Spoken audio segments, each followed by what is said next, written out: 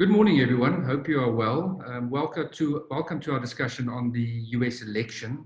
My name is Gregoire Theron. I'm a senior investment consultant at GraySwan, and I also head up our internal investment committee. I'm very privileged today to have Mr. Niels Jensen out of the UK with us. Niels is the founder and chief investment officer of Absolute Return Partners. They're very focused on long-term investing and thematic investing, so it's not your run-of-the-mill asset management firm. They have some very interesting stuff, and feel free to visit their website. Niels, thank you very much for joining us today. You've got more than 30 years of investment banking and investment management experience. So you've seen various elections, you've seen various bear markets, you've lived through Brexit, being in the UK. I've never seen you speaking about politics or even writing an article about elections. So interesting to see you writing this article about the US election and the possible outcomes. So thank you very much for joining us today, and we're keen to hear what you say. Thank you, Greg. And I'm sure that after today, you wish you had never asked me to speak about politics. Before I start, I just want to spend 1 or 2 minutes on COVID-19 here in the UK. Greg has asked me to just give you a brief update on the situation. And unfortunately, the picture here in Europe is not very good at the moment. We are clearly in the second wave. We are seeing lots of new cases every day. The official number here in the UK is around 20,000 plus minus every day. The unofficial number, I heard from a so-called expert earlier this morning. He thinks the real number here in the UK is closer to 100,000 new cases every day. As we all know, deaths lag new cases by 2 to 3 weeks. So in a couple of weeks, we could have a serious number of new deaths every day, which is not good, particularly not because we are heading closer to Christmas. Christmas is a very important thing to most British families, and this development could force Boris Johnson to lock down the UK again. And I actually take the view he should do it now so that we can reopen the UK economy before Christmas. If he waits too long, we run the risk of being locked down over Christmas, and that will not go down well with British voters. Anyway, that's not what I want to talk about today. I'm really here to talk about the US elections, but I thought you might be interested in the latest on COVID-19. Next Tuesday, the 3rd of November, which is only 5 days from now, we will have what I consider one of the most, if not the most important elections ever in the history of the United States. We have a president who is a little bit like Marmite. Either you love him or you hate him. We have 435 members of the House of Representatives up for election, which is basically everybody in the House of Representatives. And we have 35 of the 100 senators up for re-election. So when we wake up next Wednesday morning, we could be waking up to a very, very different landscape. As it stands right now, if you believe in polls, Biden should win quite convincingly. The Democrats will almost certainly regain the majority in the House of Representatives, and it's leaning towards a Democratic victory also in the Senate. So you could end up with a clear sort of a clear sweep of Democrats in all chambers of Congress. But life is not always as simple as that, and that's what the next 10 minutes will be all about. Let me just quickly explain to you how the US system works. In the US, you can vote in 3 different ways. You can vote on the day you walk down to the local polling station and cast your vote. Number 2, you can vote ahead of election day in person. So in most places, you can show up as early as today or yesterday or tomorrow and cast your vote. And finally, you can vote what is called absentee, what they call absentee voting. It used to require prior approval But if you were traveling, if you were out of the country, if you were on holiday, if you had a bona fide reason not to vote on the day, you could vote ahead of time. That has changed in most, but not all states. Most states now has made what is still called absentee voting, has made it voluntary, meaning that people can, without having a bona fide reason to do it, they can choose to vote ahead of time. What is interesting, and the reason I mention this is very important in terms of how it's going to affect the election, because about twice as many Democrats as Republicans have chosen to vote ahead of time. And this could result in a very almost bizarre situation where on the night when we go to bed, or when the Americans go to bed on the 3rd of November, next Tuesday, they will think that Trump has actually won. And Trump will declare himself the winner. And then over the next couple of days, after all the postal votes have been counted and included in the result, you end up with a completely different result. Suddenly it turns out that Biden has actually won the election. And that could spell big problems. And we all know that Trump doesn't easily give in. He doesn't easily concede defeat. And therefore, it's very possible that you end up with a situation where Trump will declare himself the winner next Tuesday night, but in reality, he hasn't won. And that could create all sorts of problems. The first line of action that the Democrats can take, if this is to happen, is to take it to the courts, which explains why Trump has been so busy getting another Republican, another very conservative Republican installed as a Supreme Court judge. Because if it ends up in the Supreme Court, and this could very well happen, we now know that the conservative Republicans have a majority in the Supreme Court, and that could tip the balance in Trump's favor. Having said that, there is another way. Even if the Supreme Court decides that Trump is indeed the winner, the Supreme Court, Biden and the Democratic Party can choose to take the case to Congress, because in cases like this, Congress is actually supreme to the Supreme Court. They have the final say in all of this, which is why it's so incredibly important who ends up with the majority in Congress in the elections next Tuesday. If the Republicans still control the Senate, the chances are that they will just approve the earlier results, and we will have 4 more years with Trump. If the Democrats, on the other hand, take over control of the Senate, the chances are that they will reject those results. Let me go back to how the US system works, because it's important you all understand that. In the US, a president is not elected based on popular votes. Popular votes are very clearly in the favor of Biden. As it stands at this very moment, or as of last night, Biden has a lead in the popular votes of about 8.5%. So 8.5% lead to Biden in the popular vote. But that is not really relevant, because in the US, the system is based on something called electoral college votes.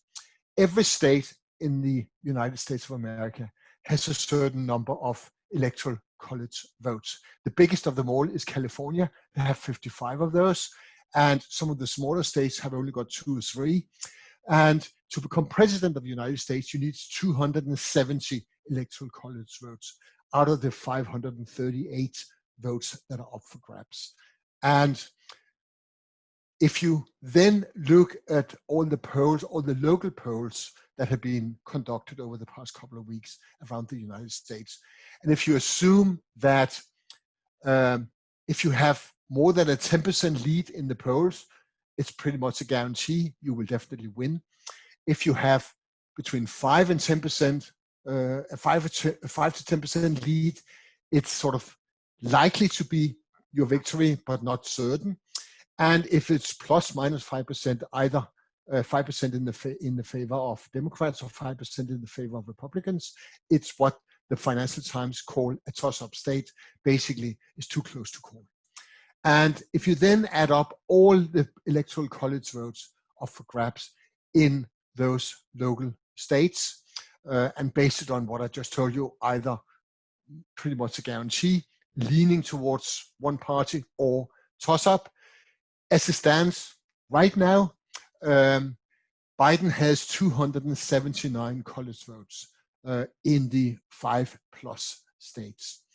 In other words, he doesn't need to win a single toss-up state to win, if you believe the polls. But as we all learned from 2016, you can't always trust the opinion polls. Sometimes people do different things when they stand in the polling station. And that's the tricky part here. And that's why we cannot be certain that Biden will win. Having said all of that, given all the damage Trump has done to the sort of unitedness of the country, a convincing win to either Biden or to Trump, for that matter, would probably be the best outcome for the nation as a whole. A much more uncertain outcome will be a marginal win, where we end up deciding who the next president is, either in the courts of the United States or in Congress. In terms of how this is going to impact the financial markets in the days and weeks to come, I take the view, I could be wrong here, but I take the view that political crisis can be enormously disruptive to financial markets in the short term. Political crisis can add a huge amount of volatility, but unless that political crisis turns into an economic crisis, the impact on financial markets will be relatively short-lived. Obviously, I talked to Greg about this the other day, and as Greg said, the longer this goes on in the courts and in Congress, the more likely it is that a political crisis will also turn into an economic crisis, and therefore we cannot totally ignore the possibility of this having a lasting impact on the financial markets. But as it stands right now, I think Biden will win. I think Biden's win will not be as convincing as I would like it to be, not because I'm a Biden fan. I think he's probably a little bit too old for this job. But what the nation needs right now is somebody who can unite the nation. And a convincing win for Biden will do exactly that. And therefore, I think the damage that all this will do to the financial markets will be relatively short-lived. Enough for me. Any questions from you, Greg? Yeah, Niels, I mean, I listened to you on the polls, and it's interesting. You go back to 2016 election, and if you recall that, everyone was sort of negative on the pollsters on how they got it wrong. But if you go look at the stats, actually, coming into the election, Hillary was only leading by 3 to 4%. So it was close, and the pollsters clearly said that there's a 3 to 4% margin within their estimate. So, it's to your point, it's a 5% swing, it's very close. But I mean, where the polls are today, I think Biden has a clearer lead, and I agree with you. I think, there's a bigger probability of winning that. So let me ask you this, what do you think is the probability of a contested election? Because I mean, surely, how Trump is positioning himself, and so the probability of that, and secondly, if that happens, what do you think would happen to the market? I think if everything happens in a sort of regular fashion without any vote rigging or anything like that, I'm pretty convinced that Biden will win. How much exactly? I mean, will he win by 5%, by 6%? I mean, it's difficult to say. As you say, there's some uncertainty attached to those polls. The problem I have here, Greg, is that because so many more Democrats have voted ahead of time, on the nights, Trump could actually quite possibly win. And therefore, the easy way out for Trump would be to immediately declare that he won't accept any other result because all the votes by mail have been rigged, and he can't accept that. The reality is that the argument that Trump is putting forward here is a ridiculous argument. There's absolutely no reason to believe that a meaningful number of votes have been rigged. I'll give you one example. The biggest study of votes in the US was conducted by one of the universities last year. They looked at more than 1 billion votes between 2000 and 2014. And in those 14 years, as I said, more than 1 billion votes were delivered by mail. And every single of them was looked into. And guess how many they found where you could, on reasonable grounds, argue that they could have been rigged, there could be something wrong. Out of 1 billion votes, guess how many? 31 votes. So Trump's argument that, I know it will come quite handy for him, it will be quite convenient for him to argue that the whole thing has been rigged if he loses, but he has absolutely no reasonable ground to come up with that argument. It's totally unfounded. And therefore, I think we will, and I mean, my best guess is that Biden will become president. My hope is that he wins so convincingly that we can only laugh at Trump when he comes up with that argument, because he will come up with the argument regardless, independently of how big he loses. But as I said earlier, Trump does not concede easily, and he will always find a reason to why the whole thing has been rigged. So Niels, how do you position a portfolio, given the two scenarios? So let's say you do have a Trump win. What is your view on the dollar? I know you look at currencies, and in a Biden, you have this blue wave of a Democratic Senate win as well. What is your view on the dollar in that instance? I'm increasingly concerned about the dollar. Not that I think Democrats will do enormous amounts of damage to the dollar. That's not my point. But the dollar is the world's premier reserve currency, and given the enormous amount of fiscal stimulus that have been pumped into the U.S. economy around this corona crisis, and given how MMT, which is a new sort of monetary policy that is slowly gaining momentum in the US, we could end up in a situation where the Americans choose to pay their fiscal bills with money printing, and that is not good for the dollar. So I'm a little bit concerned about the dollar. The one so-called currency that I would buy if I were trying to protect myself in this scenario is probably gold. I think gold could end up doing reasonably well if we have a few weeks of drama and uncertainty. Yeah, and I think the other point is from our side. I know we look a lot at different geographies and where to allocate, and I think one of the views we have quite strongly is that I think the one asset class which haven't quite recovered from the lows of the 23rd of March with COVID is emerging market currencies and emerging market equities. So I think potentially there may be an opportunity, where you get a blue wave win, because I think Biden may actually be soft in terms of trade with China, and you see some global trade coming through, and that would be positive for emerging markets, because you haven't seen the currencies appreciate. We're still well below fair value, so maybe there's the opportunity there. I don't know whether that's something you have been looking at. I think this whole coronavirus crisis has done a significant amount of damage to what I call the wave of globalization. The fact that we are trading more and more with each other, the fact that we do things that we didn't even think of doing 20, 30 years ago. If, or rather when, we get on the other side of this coronavirus crisis, there's clearly lots of pent-up demand. People want to travel more. They want to go and see their distant cousins in Hong Kong again. They want to go on holiday again in nice places, but they also want to trade more. And I think the wave towards we call it localization over globalization. I think that could reverse again, but only when we get this coronavirus crisis under control globally.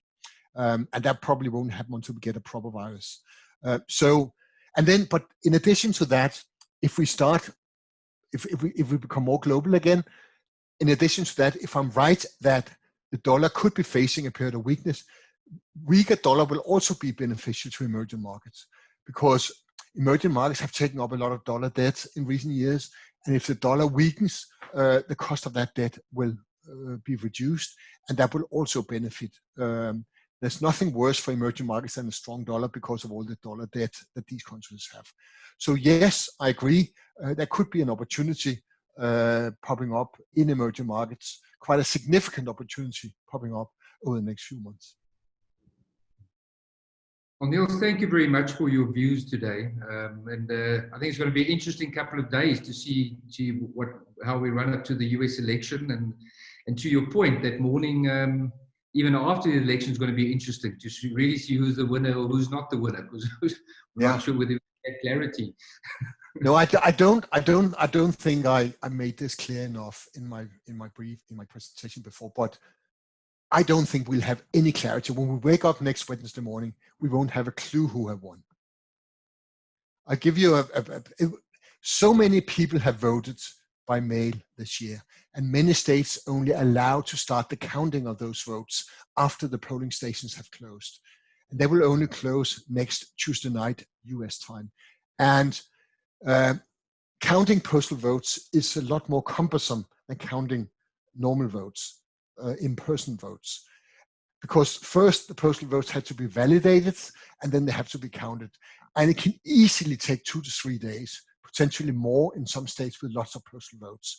And therefore, I wouldn't be surprised if we get into next weekend, into the weekend following the election, without knowing who actually won.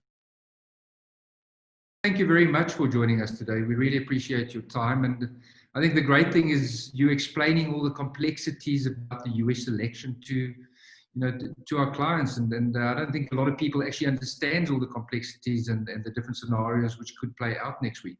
So thank you very much. Look after yourself in the UK. I hope the COVID cases comes down. And for the viewers, thank you very much for joining us today. We appreciate your time. Look after yourself. Keep well. Bye-bye.